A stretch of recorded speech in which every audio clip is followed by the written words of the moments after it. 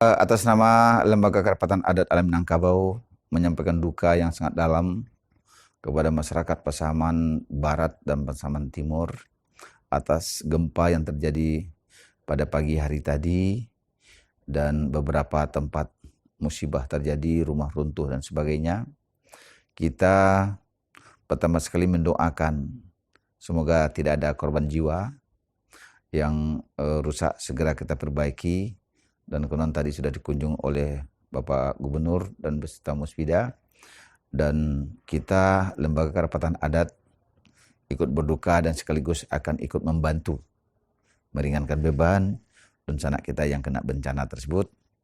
Kita akan bahu-membahu bersama masyarakat, bersama Andetolan, perantau, untuk membantu dan sanak kita yang kena musibah tadi.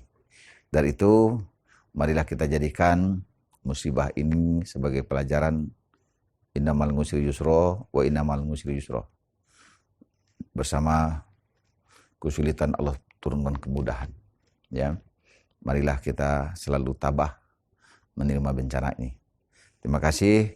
Saya Fauzi Bahar selaku Ketua Elkam Sumatera Barat ikut berduka yang sangat dalam. Assalamualaikum warahmatullahi wabarakatuh.